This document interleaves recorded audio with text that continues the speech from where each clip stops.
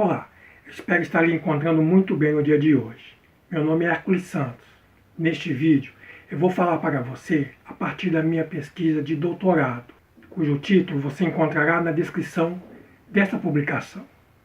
Pesquisa que foi desenvolvida no Programa de Pós-Graduação em Ciência da Informação da UFMG, em conjunto com a Universidade Complutense de Madrid, na Espanha.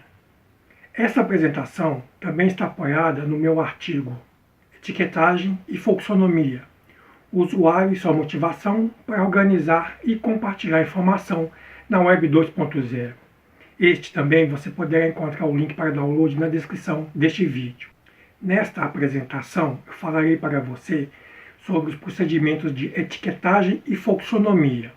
E para exemplificar esta aplicação no âmbito da arquivologia, vou rapidamente apresentar o projeto Citizen Archivist. Vamos lá? Espero que este conhecimento lhe seja muito útil.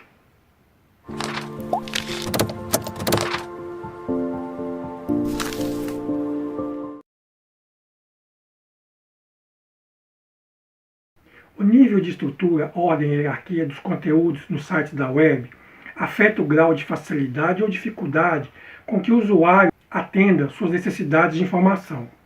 As transformações tecnológicas modificaram não apenas o modo como os objetos são organizados por meio dos sites, avaliando e organizando as informações disponíveis na internet em acervos e bibliotecas virtuais, mas também como estes são descritos. O advento da internet forçou novos padrões de organização da informação eletrônica, no qual os documentos eletrônicos são vinculados e arranjados em uma ordem espacial diferente do tradicional arranjo hierárquico. A informação eletrônica, mais especificamente a mantida pela internet, modelou a formação de acervos híbridos, nos quais fontes eletrônicas de informação coexistem com fontes impressas, gerando um melhor centro de informação. Essa informação pode ser disseminada por meio da aquisição, organização e processamento de fontes impressas, mas também via outras mídias de comunicação. Em minha pesquisa de doutorado, um dos pontos de partida foi o desenvolvimento de uma preocupação sobre novos arranjos documentais que surgem dia a dia. Cada vez mais, contamos com grupos que operam na disponibilização e organização documental virtual com métodos e escolhas variadas. Por isso, me interessei em saber em que medida os princípios básicos da organização documental e arquivística permanecem independentemente da forma de disponibilização de um corpo documental. Isto a partir das novas e diversas formas de organização documental oferecidas pelo meio virtual. Nós temos atualmente, muito recentemente, fruto da dinamicidade da microinformática, projetos colaborativos e informais de descrição de acervos documentais que podem ser proporcionados pelas potencialidades do meio virtual. Estes são elaborados pelos próprios usuários. Um desses projetos é o Citizen Archivist Program. Este é um dos projetos existentes hoje em dia que são desenvolvidos a partir de uma colaboração voluntária virtual. Este projeto declara ter o objetivo de ampliar o acesso online aos registros históricos dos arquivos nacionais estadunidenses. Como funciona essa colaboração voluntária virtual? Os metadados descritivos dos objetos disponibilizados no site do projeto são permanentemente incrementados pela adição de informações e comentários realizadas pelos próprios usuários. Qualquer pessoa, por meio de um acesso cadastrado, se torna um usuário colaborador e pode escolher um tópico que lhe interesse cooperar. Isto lhe dará direito a ter acesso aos registros do catálogo e assim poderá etiquetar as imagens digitais. O projeto considera que essas contribuições ajudam a tornar os registros dos arquivos nacionais mais visíveis. Recursos como este se tornaram possíveis não apenas em função dos avanços tecnológicos, mas sim devido à construção de uma cultura de colaboração que caracteriza algumas formas de sociabilidade desenvolvidas junto às tecnologias da informação e da comunicação. Trata-se de novas maneiras de produzir e disseminar informações formais ou informais.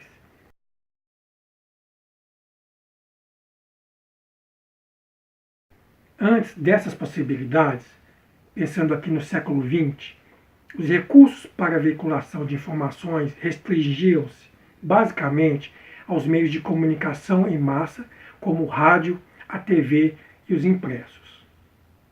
Consequentemente, esses eram recursos que estiveram disponíveis a um limitado número de pessoas com acesso privilegiado às suas complexas estruturas técnicas de produção. Atualmente, devido à perda de tal complexidade, diante da facilidade de acesso e uso que nos foram propiciados pelo advento da internet, a produção e divulgação de áudio, vídeo e textos passou a exigir conhecimentos e, principalmente, estruturas tecnológicas mais elementares para os dias de hoje, com uma qualidade infinitamente superior à do passado. E somado a isto, a possibilidade sem barreiras de disseminar tais conteúdos.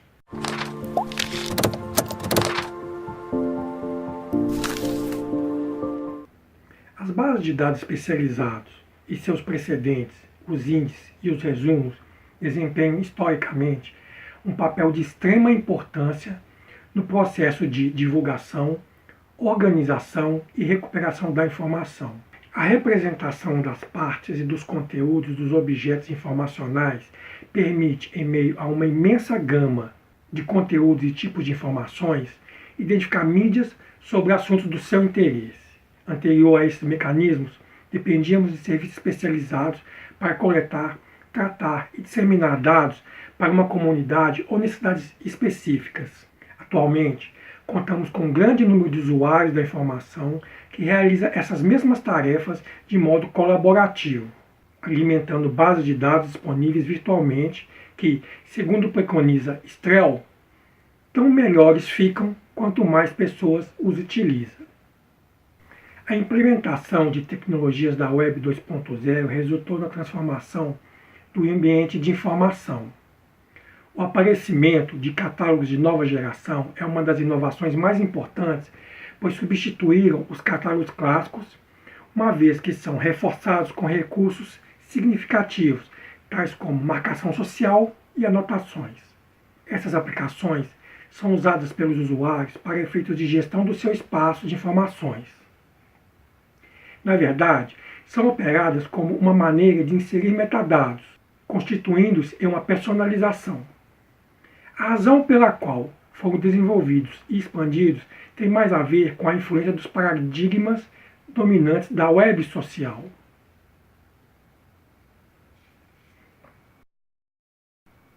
Para Strehl, essa colaboração social trata-se de um recurso que ultrapassaria os limites da comunicação formal do conhecimento pelos próprios autores, alcançando assim um estágio anterior, informal, pela reelaboração de ideias pelos próprios leitores. São informações conectadas na web por meio de links. No contexto da Web 2.0, surgiram novas maneiras de se representar, organizar e recuperar informações com base no hipertexto, flexibilizando antigas formas de taxonomia por meio de ideias de cooperação derivadas da noção de Web 2.0, como é o caso da folksonomia. Termo criado por Thomas van der Waal, é uma analogia à taxonomia, mas inclui o prefixo folks, palavra da língua inglesa que significa pessoas.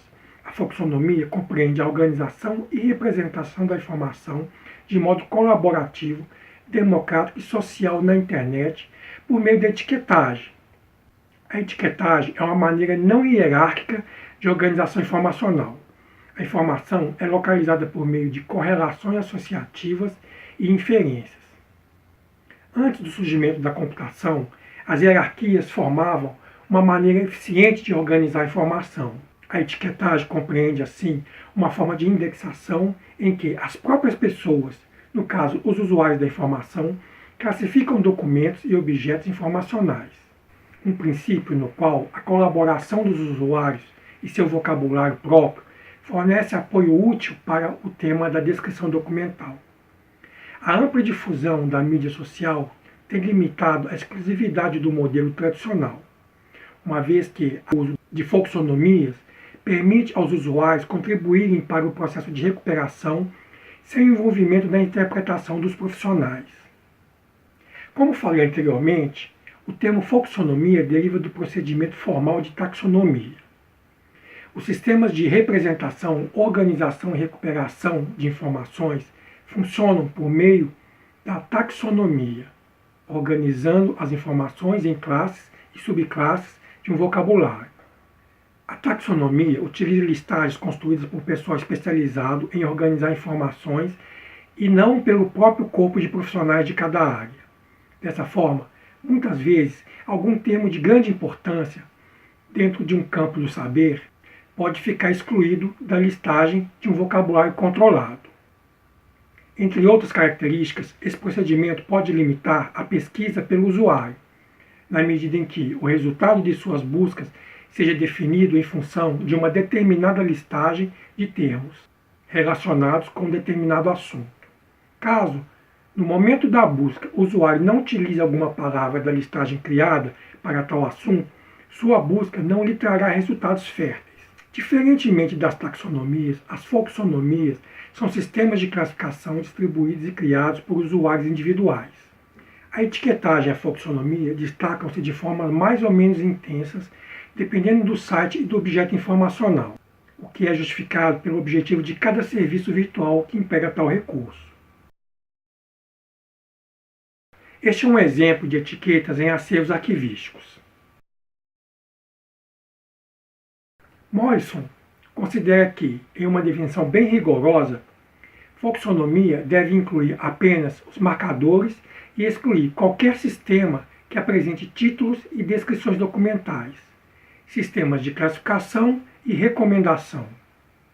Para esse autor, determinadas folksonomias se assemelham a uma rede de conexões sociais entre usuários. A definição preferida de Morrison inclui aspectos como uma coleção de termos constituída por contribuições de usuários. Usuários que participam da classificação e da avaliação, além da adição, classificação ou avaliação dos itens, realizada por intermédio de uma rede social virtual. No entanto, uma divergência significativa existe, porque no sistema baseado em folksonomias, não temos uma única diretriz orientando a representação dos objetos informacionais. Essa é uma tarefa distribuída entre os inúmeros usuários de um serviço, oriunda de uma política global de indexação, pois, nas folksonomias, a atribuição de marcadores está relacionada com a identificação e significação particular dos objetos para cada um dos usuários do sistema e, geralmente, não representam bem os conceitos ali abordados. Aqui temos um exemplo de taxonomia na parte de cima da imagem, em contraste com a folksonomia na parte de baixo, exemplificando a etiquetagem, atribuída pelos próprios usuários. Mesmo havendo semelhanças com sistemas que utilizam uma linguagem natural, autorizando a existência de formas variadas de representação para um único conceito, os recursos devem ser diferenciados por sua natureza. Em projetos como o Citizen Archivist, os marcadores não são resultado apenas de uma diversidade de formas de expressão permitidas pela linguagem. Provém também de uma imensidão de significados que podem ser atribuídos ao mesmo documento por diferentes indivíduos provenientes de inúmeros contextos. Assim, quando os próprios usuários utilizam ferramentas cooperativas, organizando a informação de forma que possam recuperá-la por meio de uma busca apoiada por conexões e significados, temos uma eventual mudança nos padrões organizacionais dos dados na web. A forma como as informações são dispostas na web, se não houver um cuidado em limitar o que deve ser etiquetado com o que, pode levar a atribuições desordenadas, não existindo hierarquias, com todas as informações sendo ligadas no mesmo nível. Uma característica essencial da folksonomia é a sua constituição a partir do linguajar natural da comunidade que a utiliza. Enquanto na taxonomia clássica, primeiro se definem as categorias do índice e depois acomoda-se as informações em apenas um deles, a folksonomia permite aos usuários da informação classificar com uma ou mais palavras-chave, nesse caso denominadas por tags, que em português significa marcadores. Por meio dessas tags, o usuário poderá recuperar as informações e compartilhá-las. Poderá ainda visualizar as de outros usuários, assim como identificar o grau de popularidade de cada tag no sistema, acessando a informação relacionada. O uso da folksonomia traz diversas vantagens em comparação à taxonomia, mesmo que por sua natureza acabe se descentralizando o controle sobre um site. Por exemplo, no caso de sites de produção colaborativa de intenso volume de publicações, seria inviável que cada conteúdo fosse classificado por especialistas. Exemplo disso é o YouTube,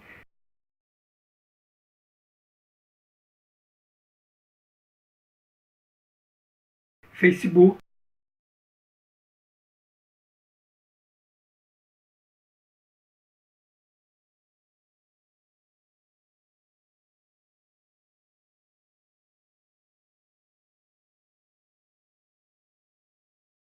e o site de favoritos da web, Delicious. Manter um site assim organizado é financeiramente difícil, devido à grande quantidade de tempo e pessoal que seria necessário para esta atividade. Apesar de ser um serviço não especializado, a folksonomia encontra seu propósito na criação de redes e comunidades. Os usuários dos sites em que esta é aplicada é quem praticam a sua curadoria. Para Wachowski, parafraseando Peter Moville, é possível uma indexação social da informação integrada a outros métodos de organização da informação, avaliando que a informação, mesmo em unidades singulares e enquanto fenômeno, está sujeita aos mesmos princípios que enfrentam quaisquer outras coisas no mundo, como se adaptar ao ambiente em transformação ou até mesmo desaparecer. A folksonomia, além de concretizar objetivos como os de organização da informação, pode suscitar novas maneiras de organizar e recuperar dados pelos próprios usuários de forma coletiva e semântica, algo em que está de acordo com os princípios ordinários da coletividade do hipertexto, permitindo a busca pelas informações por meio de significados. A relação hipertexto na Web 2.0 e as folksonomias permite ao usuário a utilização de mecanismos mais flexíveis do que as taxonomias, por meio do uso de um vocabulário descontrolado. Esse vocabulário amplo se relaciona muito bem com os formatos hipertextuais, pois, além de uma organização semântica das informações, permite também uma organização coletiva e colaborativa na web e da própria web, seja ela intencional ou não.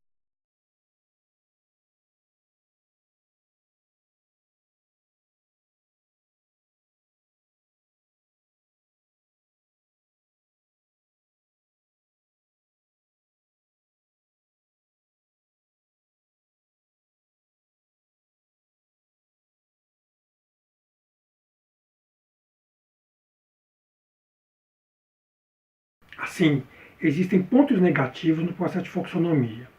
Sua forma de classificação apresenta alguns problemas em função do contorno que adota, devido a esta ser algo totalmente informal. Isto faz com que algumas situações previstas pelos sistemas de classificação tradicionais apareçam.